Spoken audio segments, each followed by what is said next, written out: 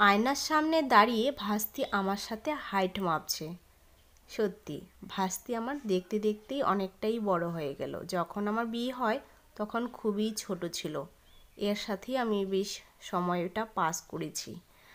আমি কিন্তু আজকে বড় জায়ের রুম থেকে ভিডিওটা শুরু করছি। ভিডিওটা তোমরা কন্টিনিউ দেখতে থাকো, আশা করছি তোমাদের খুবই ভালো লাগবে। আর এই যে এখন বাজে সকাল ঠিক 8টা।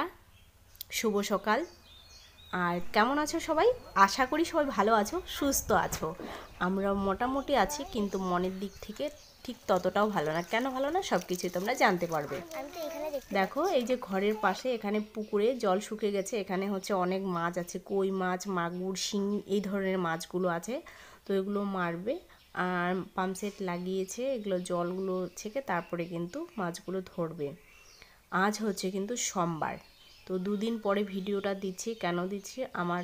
আমার মন মেজাজ ভালো না। আমার সব কিছু জানোই তো, আগের ব্লগে তোমাদের কিছু বলেওছি, সেজন্যই মন মেজাজ ঠিক ততটাও ভালো না।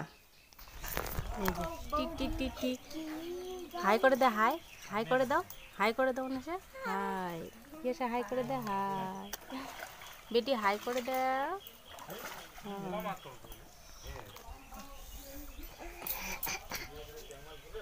মাছ ধরা দেখে থাকলে তো আর চলবে না, তাই না?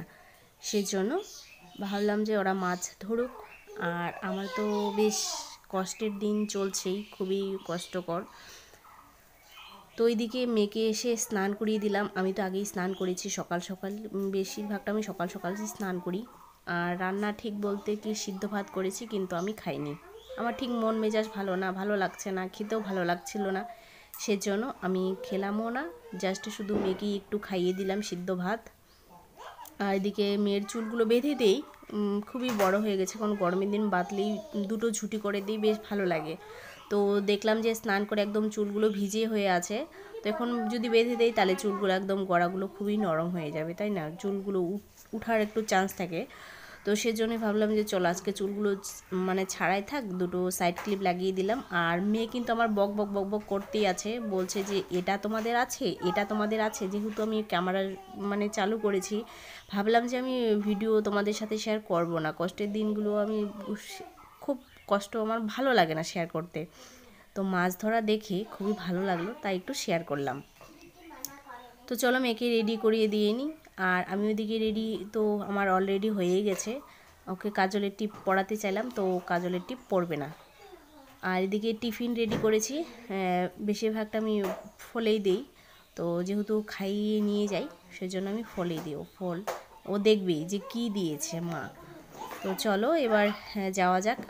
আর এটা হচ্ছে ওনার কুকুরটাকে বলে মিকি নাম রেখেছে। তো বেশ ও সবসময় এটাকে নিয়েই মানে ব্যস্ত থাকে। তো একদম অনেকক্ষণ বাদে কিন্তু তোমাদের সাথে শেয়ার করছি, একদম বিকেল বিকেল মুহূর্ত। আমি কিন্তু ভাবিনি যে তোমার সুপারস্টার দেব আসবে। হ্যাঁ জেনেছি, কিন্তু কোনো দিন মানে ভাবিও নেই যে সুপারস্টার দেবের সাথে এইভাবে মুখোমুখি দেখা হবে, কোনো দিন আশাও করিনি। আর শুনেছি যে আজকে আসবে, কিন্তু আমি ভাবলাম যে আমি দেখতে যাব না। কেন দেখতে যাব না?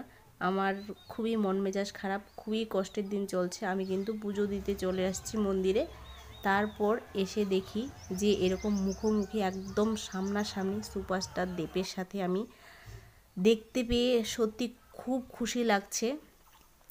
সেটা হয়তো ভগবানের ইচ্ছেও ছিল যে আমরা তো টিভিতে দেখি, বাস্তবে তো কোনো দিন দেখিনি, তাই না? আর ছোট থেকে বড় হলাম, কোনো দিনও আমি মানে সেলিব্রিটি যে নায়ক নায়িকাগুলো থাকে তাদেরকে কিন্তু কোনো দিন আমি দেখিনি। এবার ফার্স্ট আমি দেবকে দেখলাম, সুপারস্টার দেবকে।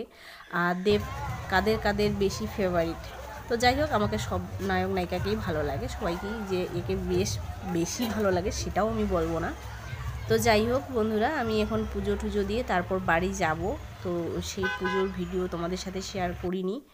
তো এই যেহেতু দেব, তাই ভাবলাম যে তোমাদের সাথেও একটু শেয়ার করি। টাটা।